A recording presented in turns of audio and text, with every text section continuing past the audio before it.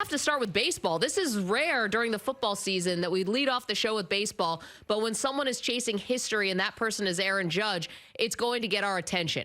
Last night, he just crushes 60th home run of the year. He ties Babe Ruth. So obviously, Perloff, unless something goes seriously wrong, Roger Maris's record is going to probably get broken tonight or tomorrow. It's going to happen very soon. The question is a couple different ones. Number one, are we recognizing this as a major accomplishment and milestone? For me, no. For me, I'm never going back there on a home run chase. I don't care how. I don't care if we get back there. Like yes, it's a scary movie. I'm one of those sports fans who was burned by how much I was into Mark McGwire, Sammy Sosa, and how much I was into Barry Bonds. I loved it. I thought it was the coolest thing. I liked when they cut into other programming. I would go home and I'd watch for it. Yep. And yeah, I'm sorry. I don't think that Aaron Judge is in that category at all. And I'm sure the game has changed, but I still cannot go back there. Okay, but that was also 1998. I know that, Sosa McGwire, they topped 61 in 99, I believe. Also 2000. I mean, obviously Barry Bonds hit 73 in 2001. So it was beyond that. And has enough time passed where we can, I know that guys test positive for PEDs and stuff. I don't know if the steroid era is over, but it's not like guys don't test positive anymore. But can't we also leave that behind and just enjoy what Aaron Judge is doing and marvel at the amazing season he's had and maybe think this could actually bring home run chases back into the front of mind and top of mind of sports fans because it's been on the back burner for so long? Yeah, we can enjoy it, and it's awesome. When he hits a home run, he hits it so far. But there was that sacred aspect of numbers in baseball. We all knew them growing up. I was so excited when I got a baseball card of a guy who hit 40 home runs. That was such a big deal. I just think that's lost. I do think it's lost forever. And the other problem is it's such a mouthful to even say what the home run chase is. Aaron Judge is going either for the AL record in home runs, which is kind of weak sauce, or he's going for the non-steroid era home run record. And that just doesn't sound right. Yeah, it's not like easily like posted on a placard or something like that. Yeah. Congrats, you're the non-steroid era that we don't even know exactly when started and exactly where it ended, but we know that we're not in it right now. Yeah. You're right. It's not clean. It's not black and white anymore, but there has not been, to be fair to Aaron Judge, there's never been a whiff around him. His 6'7", 280-pound stature is just something that is very rare. You know, him and Giancarlo Stanton have these types of bodies we just generally don't really see in baseball. Guys are big, but not like that. But you know. But to be fair to him, I think you have to be fair to him. Yeah, that could all very well be true. And this isn't about Aaron Judge, just about my experience with the sport. Yeah, it's definitely a big deal, but it's not going to be, for me, it won't be tell my kids where I was when it happened. Are you tuning in nightly? No. Interesting. Okay. To Aaron Judge? Yeah. I find myself tuning in. I mean, I'm not a Yankee fan. I'm a Met fan, but I do find myself tuning in. I want to see it. I want to see how it goes down. I mean, the other part is the people who are just getting on this dog pile to try to get the home run in the stands. Some dude came up with it last night. He's 20 years old, okay? He's from the area. Him and his friends decided just on a whim to go. He's a college student. Decided to go to the game. Didn't ask for anything. Just gave it back. Like, they offered him a baseball bat, and I think he got a photo with Judge and, like, got a couple minutes. This thing could be worth, like, $50,000 or something about, and he just gave it right back. See, and that I can't imagine. That's wild. I gotta ask for something, dude. Do you remember the drama around Barry Bonds' baseballs? I don't think, and you might know more about this, but I don't think a baseball will ever be as valuable because of this. What about the one thing about Aaron Judge? The Triple Crown thing adds an element to it. He's leading right now. Which is incredible. And I don't even think gets talked about. I do find this thing about him, quote unquote, betting on himself with the contract and the fact that the Yankees couldn't sign him and then he goes and have. I do find that from a sports drama standpoint, a sort of extra element. Oh, definitely. It's kind of delicious, right? It's incredible. It's one of the all-time contract years we've ever seen. I mean, ever seen. This is, I think this even maybe puts Joe Flacco on ice. Like, if somehow Joe Flacco had an all-time contract year. I mean, that was amazing. They go to the Super Bowl, he wins MVP. If Judge and the Yankees go to the World Series and and they win, I think that it probably You're right. Probably trumps Flacco, because also Flacco, I believe I'm right about this. He got like $120 million or something.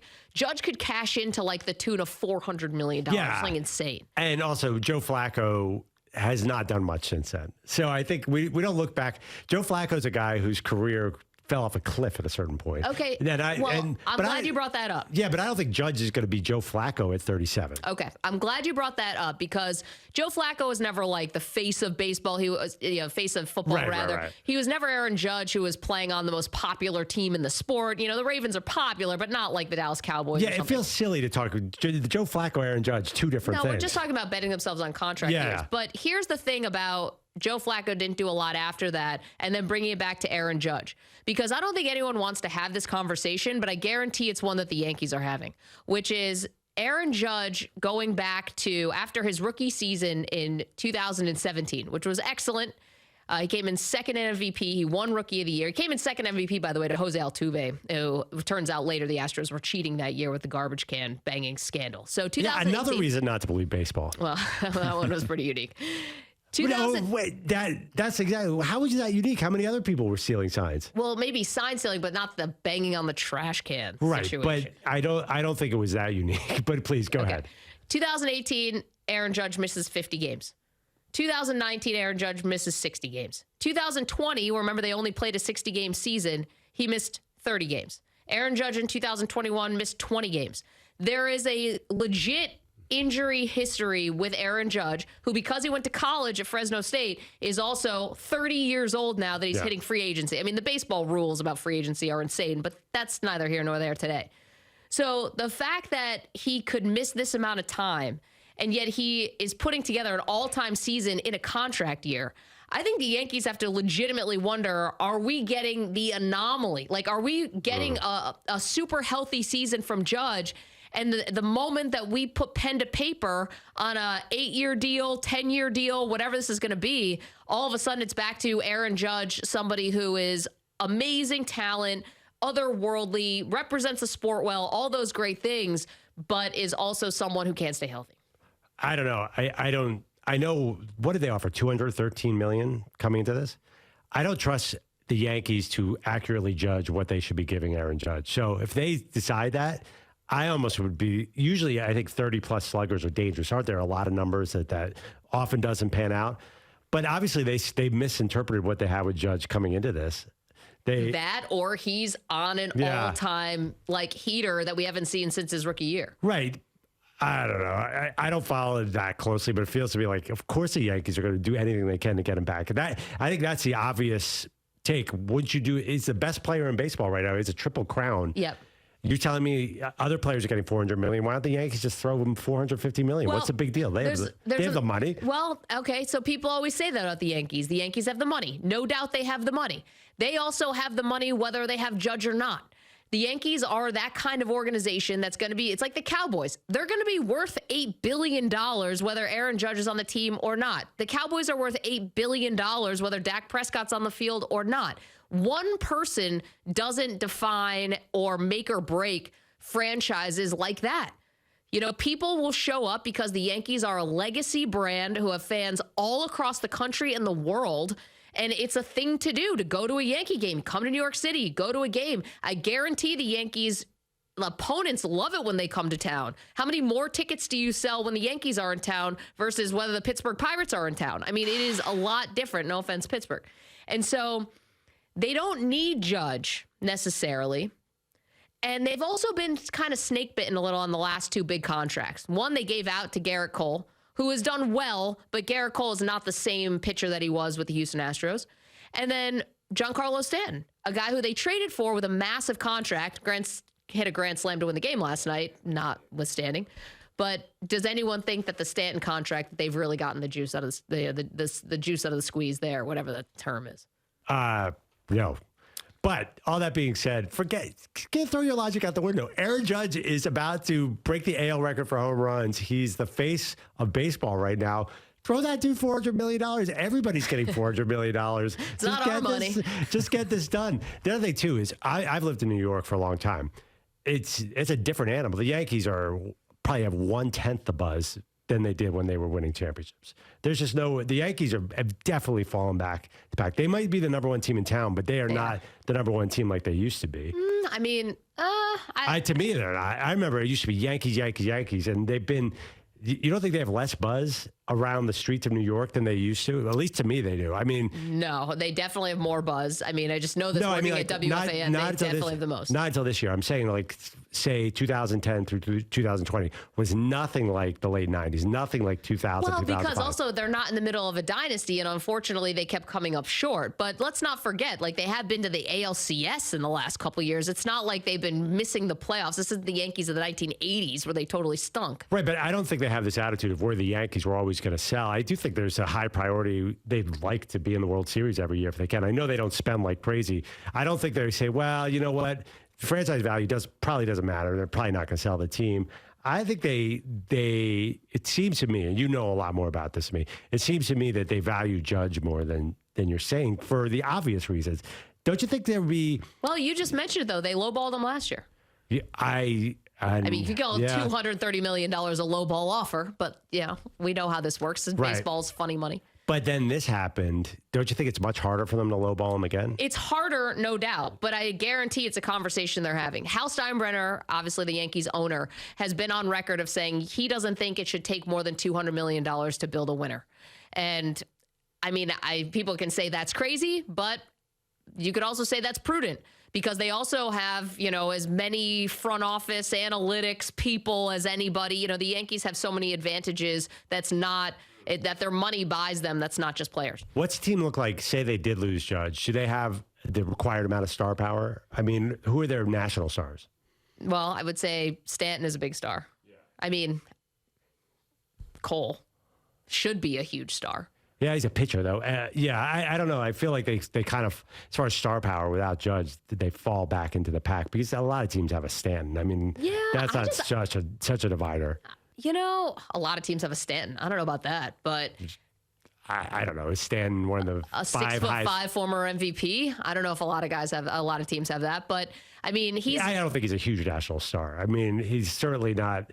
You watch any MLB commercial, Giancarlo Stanton is not on there. It's the same. It's Aaron Judge and Bryce Harper and Shohei Ohtani and Tatis. And Mookie Betts, Mookie Betts. I love Mookie Betts. I don't know. Star power.